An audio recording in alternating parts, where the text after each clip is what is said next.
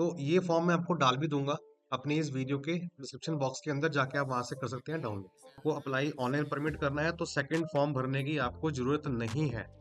बता दूं आपको कि ऑन डेट बेसिस डॉक्टर जो होगा कुछ आपके टेस्ट लेगा, जैसे वो ईसीजी लेगा, आपका ईसीजी करेगा, बीपी चेक करेगा, और एक्सरे भी कर सकते हैं चेस्ट का। कहीं भी मिस हैपनिंग होती है और अनफॉर्चुनेट डेथ होती है किसी भी कारण से, तो उनके नॉमिनी को 5 लाख रुपए दिए जाते हैं बाय द इंश्योरेंस। भक्तों, जय भोलेनाथ। आज की वीडियो के अंदर आपको बताने वाला हूँ कि जैसे कि हमें पता है हाल ही में डेट्स अनाउंस हो गई है श्री अमरनाथ जी यात्रा को लेके। और जो श्रद्धालु जाना चाहते हैं और पहली बार जा रहे हैं उनको बता दूं कि उनके लिए अनिवार्य है अपना परमिट इशू करवाना। और परमिट इशू करने के दो तरीके होते हैं। पहला होता है ऑनलाइन, दूसरा होता है ऑफलाइन।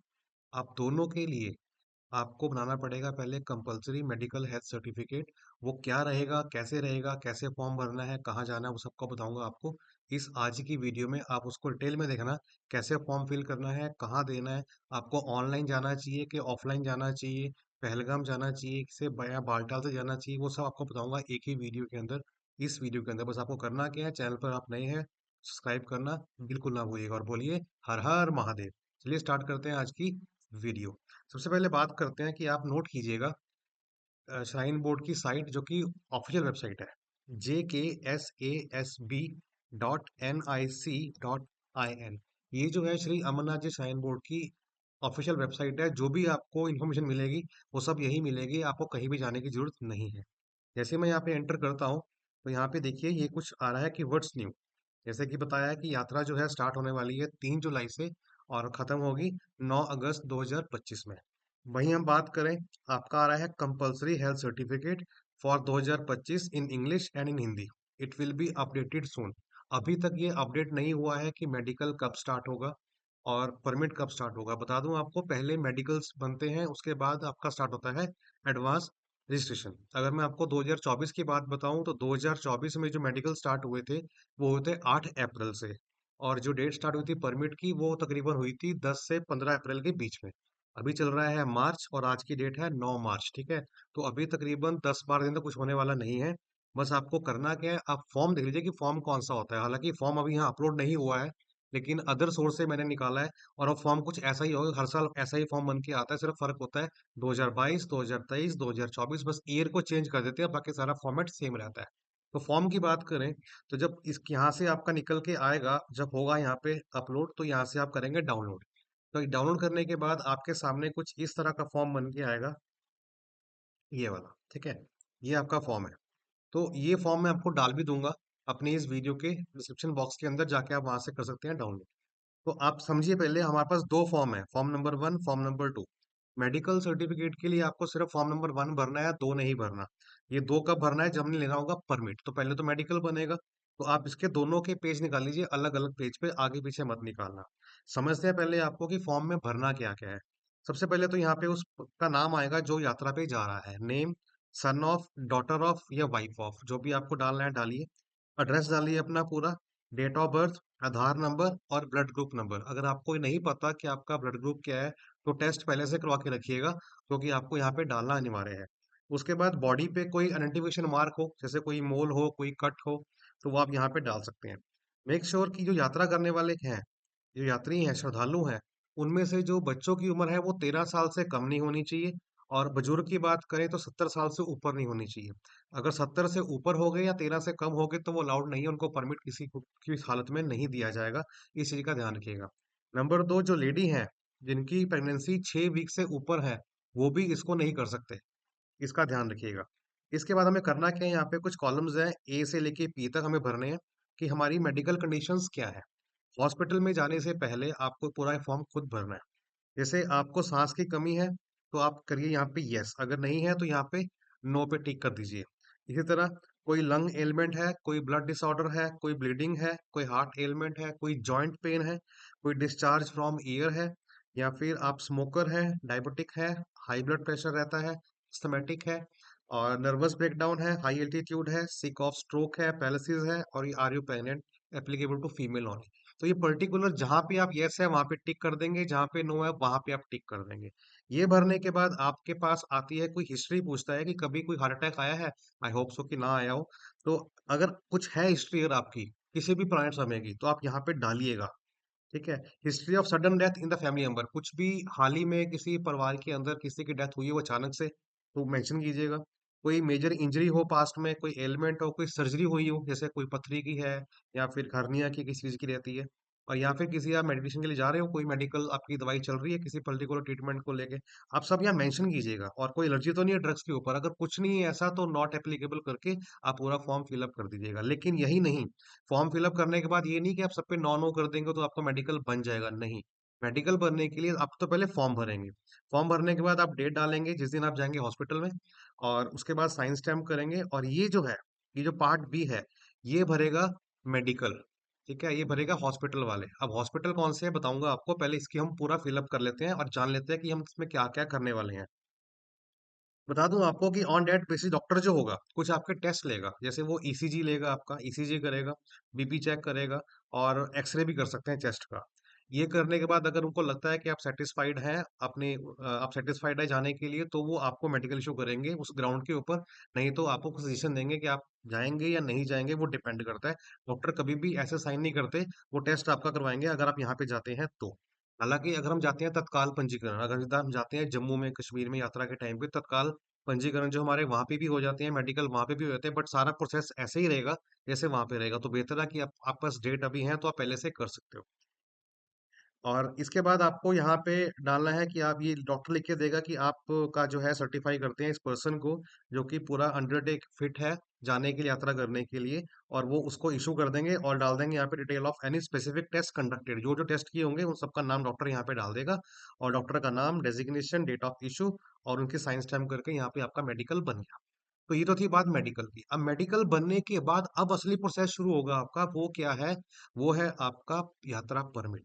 परमिट की बात करूं तो परमिट के लिए ना, हमें दो तरीके होते हैं, ऑनलाइन और ऑफलाइन। पहले आपको बता दूं कि अगर तो आप प्लान कर रहे हैं हेलीकॉप्टर से जाने का, फिर तो आपको परमिट नहीं निकालना है, क्योंकि 10,000 परमिट निकलते हैं एक दिन के लिए। ठीक है, 10,000 यहाँ से, 10,000 वहां से। हालांकि लास्ट टाइम जो था वो 7500 था, बट इस साल जो है चांसेस है कि 10-10,000 करेंगे दोनों जगहों से, बालटाल से भी और पहलगाम से भी। तो एक दिन की जो मैक्सिमम कैपेसिटी होगी ना, वो 10,000 श्रद्धालुओं की होगी।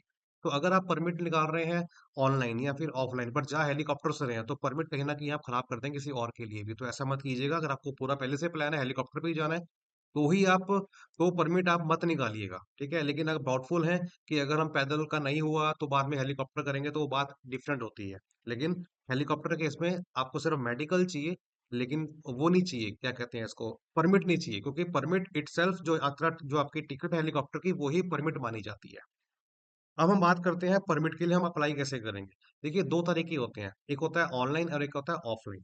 जैसे मैंने आपको बताया, अगर हम अप्लाई करते हैं ऑनलाइन, तो ऑनलाइन अप्लाई करने के लिए आपने जो मेडिकल बनाया था, इसको आप 200 डीपीआई रेजोल्यूशन के अंदर आप स्कैन करके पीडीएफ फॉर्मेट में अपने पास रख लेंगे, क्योंकि अपलोड करने के लिए हमें वहां पे लोड करना पड़ेगा, अपलोड इस पर्टिकुलर मेडिकल हेल्थ सर्टिफिकेट को। अगर ये प्रॉपर वहां पे स्कैन नहीं हुआ, क्वालिटी कम रही, तो अप्रूवल के टाइम पे ये रिजेक्ट भी हो सकता है। इसलिए ऐसा काम मत कीजिएगा, अपना प्रॉपर स्कैन कीजिएगा 200 डीपीआई के साथ पीडीएफ फॉर्मेट के अंदर। और बता दूं आपको, जब ये आप मेडिकल करने के बाद जब आप परमिट के लिए जाएंगे ऑनलाइन, तो आपको अपलोड करना है आपका जो है, वो ऑथेंटिकेट करेगा आपके आधार के ओटीपी के साथ, आपके ईमेल आईडी के साथ। तो आपका ईमेल आईडी, फोन नंबर, ये बिल्कुल सही होना चाहिए, क्योंकि जो भी कॉरेस्पॉन्डेंस रहेगा परमिट को लेके, वो आपका उसी नंबर पर रहेगा। आपने आज अगर डेट खोली है परमिट अप्लाई करने की, आपने आज अप्लाई किया है, तो it will take nearly 24 to 40 hours, 24 घंटे से लेके 48 घंटे वो लेता है अप्रूवल के लिए, क्योंकि एप्लीकेशन बहुत सारी आती हैं। तो डरने की बात नहीं है कि नहीं होगा, अगर आप डॉक्यूमेंट सही लगाया है तो अप्रूवल होगा। अप्रूवल आने के बाद आपको मैसेज भी आता है एसएमएस के थ्रू, और ईमेल भी आती है। इसमें मेंशन होता है कि 24 आवर्स के अंदर आपको पेमेंट करनी है। अगर आप पेमेंट नहीं करेंगे तो वो कैंसिल माना जाएगा। और पेमेंट की बात करें तो 150 रुपये आपके परमिट की फीस थी लास्ट ईयर की। इस साल कितनी होती है पता नहीं, 150 ही रहने वाली होगी, क्योंकि हर साल फीस यही रहती है। और बता दूं आपको कि इस परमिट के बाद जम्मू कश्मीर रीजन के अंदर जैसे आप एंटर करते हो टुवर्ड्स द यात्रा बाबा जी की, कहीं भी मिस हैपनिंग होती है और अनफॉर्चुनेट डेथ होती है किसी भी कारण से, तो उनके नॉमिनी को 5 लाख रुपए दिए जाते हैं बाय द इंश्योरेंस। तो आपने डिटेल जो अपनी है नॉमिनी की अपनी, वो बिल्कुल सही भरनी है, गलत नहीं भरनी। मैं दिखाऊंगा आपको, नीचे लिखा होता है यहाँ पे लिखा हुआ है। पहले पूरा हम फॉर्म करते हैं परमिट के लिए। तो परमिट के लिए बता दूं, अगर आप ऑफलाइन जा रहे हैं ना बैंक में, ये चीज आप नोट कर लीजिएगा। परमिट की सॉरी मेडिकल की आप पहले photo copy xerox coloured copy अपने पास रख लीजिएगा। क्योंकि क्या होता है, हम पहले परमिट निकालते हैं अपना बैंक में जाके हमने परमिट निकाला और मेडिकल हमने वहां पे दे दिया। अब हम लोग वहां पे हमारा प्लान चेंज हो गया, अब जा रहे हैं हेलीकॉप्टर से। अब हेलीकॉप्टर से जा रहे हैं तो मेडिकल तो वहां भी चाहिए, लेकिन वहां पे क्वेश्चन क्या होगा कि मेडिकल तुमने वहां दे दिया बैंक में, तो क्या करेंगे? इसलिए बोल रहा हूँ कि मेडिकल करवाने के बाद उसकी जेरॉक्स कॉपी कलर्ड कॉपी जो अपने पास पहले से 4-5 करवा लीजिएगा, ताकि आपको दिक्कत ना आए। तो ये है आपका परमिट का एप्लीकेशन फॉर्म। आपको यहाँ पे फोटो लगानी है। फोटो का बता दूं आपको, 6 पासपोर्ट साइज फोटो जो है रिसेंट आपको निकलवानी है। और वही 6 फोटो जगह जगह पे यूज करनी है। ऐसा नहीं किसी पे कोई फोटो है किसी पे कोई फोटो है, सेम तरह की फोटो होनी चाहिए। आपको 6 फोटो निकालनी है।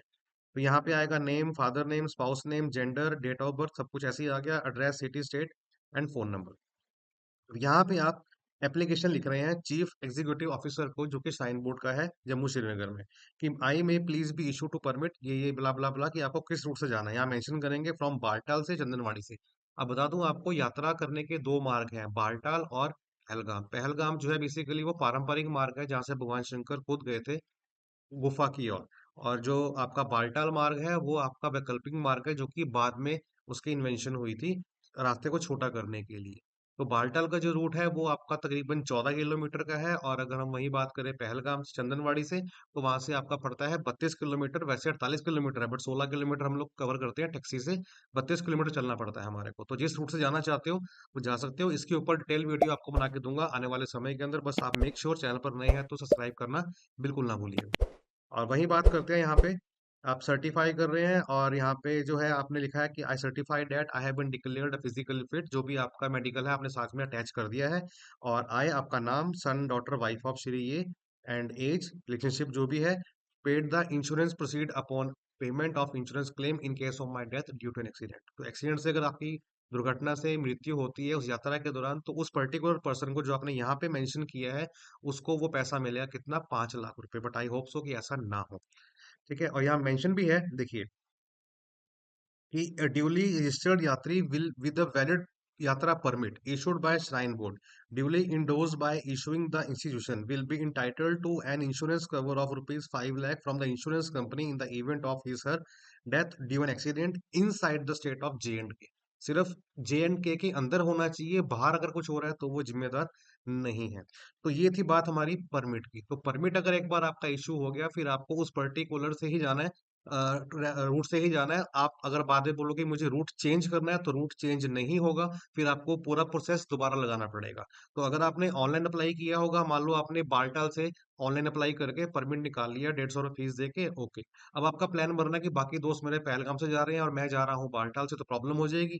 तो आपके पास मेडिकल है ना अभी, फोटो कॉपी जो आपने स्कैन करके रखा हुआ है, उससे दोबारा इशू करवाओ, क्या प्रॉब्लम है? फर्क इतना होगा कि आप कहीं ना कहीं वो एक परमिट को खा जाएंगे किसी और के लिए, बट आपका काम चल जाएगा। तो कहने का मतलब ये है कि इन शॉर्ट आपको बता रहा हूँ एज पर माई एक्सपीरियंसेस, कि आपका जो मेडिकल सर्टिफिकेट है उसकी कॉपी अपने पास रखिएगा, और बेटर है कि आप ऑनलाइन जाइएगा ऑफलाइन की बजाय।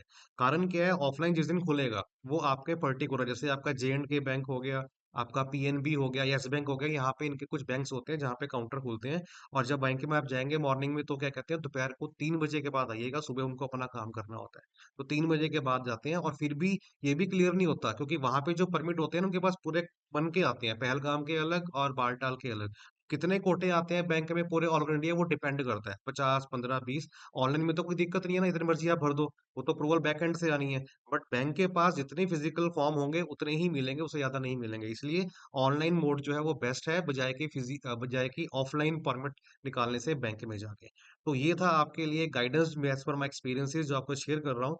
तो कुछ अगर डाउट हो तो मुझे कमेंट करके आप पूछ सकते हैं। इन शॉर्ट आपको बता दूं कि पहले आपको मेडिकल करवाना है, मेडिकल की डेट्स अभी नहीं आई है। बता दूं आपको, टेंटेटिव 2024 के अंदर डेट जो आई थी वो आई थी 8 अप्रैल को। 8 से खुले थे, और हमारा जो एडवांस परमिट के लिए एप्लीकेशन ओपन हुई थी वो हुई थी 10 या 15 के आसपास। तो अभी टाइम है। जैसे ही मेडिकल ओपन होगा मैं उसकी वीडियो अलग से बना के बता दूंगा, बट प्रोसेस सारा यही रहेगा जो मैंने आपको बताया है। आपको 6 पासपोर्ट साइज की फोटो निकाल के रखनी है, इन फॉर्म पे लगानी है। पहले आपको मेडिकल बनाना है, मेडिकल बनाने के बाद फिर आपको ऑनलाइन परमिट अप्लाई करना है। अगर आपको अप्लाई ऑनलाइन परमिट करना है तो सेकंड फॉर्म भरने की आपको जरूरत नहीं है। ठीक है, इसको भरने की जरूरत नहीं है पार्ट बी को। सिंपल आपको ये पार्ट वन ही भरना है मेडिकल के लिए, जो आपका हॉस्पिटल से होगा। रही बात हॉस्पिटल की, तो वो स्टेट वाइज असाइन होते हैं, जो कि श्राइन बोर्ड असाइन करता है। हरियाणा में अलग होते हैं, उनके डिस्ट्रिक्ट्स होते हैं, उनमें तालुकाएं होती हैं, तो हर एक तालुका में, डिस्ट्रिक्ट में अलग अलग लेवल के डॉक्टर्स असाइन किए होते हैं। आपको पर्टिकुलर वहीं पे जाके उनको, उनके पास मेडिकल करवाना होता है, वही ऑथोराइज्ड है।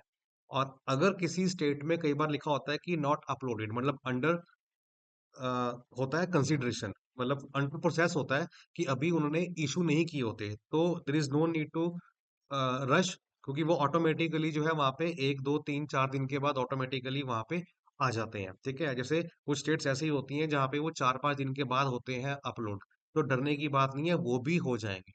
ठीक है। सो लेके प्रभु का नाम भगवान शंकर का यात्रा पर जा रहे हैं, तो जैसे मैं कह रहा हूँ आपको, इस चीज को फॉलो करो। आगे आपको हर चीज की गाइडेंस दूंगा, चाहे वो RFID कार्ड का हो, हेलीकॉप्टर टिकट बुकिंग का हो, टेंट्स का हो, एकोमोडेशंस का हो, कहाँ रहना है कहाँ नहीं रहना, कौन सा बेस्ट पाथ है, कैसे कहाँ से कहाँ पहुंचे कहाँ ना पहुंचे, ये सब आपको बताऊंगा इन डिटेल। बस आप चैनल पर नए हैं, सब्सक्राइब करना बिल्कुल ना भूलिएगा। सब मिलते हैं नेक्स्ट वीडियो के अंदर, तब तक के लिए अपना ख्याल रखिए। बाय बाय, टेक केयर, हर हर महादेव।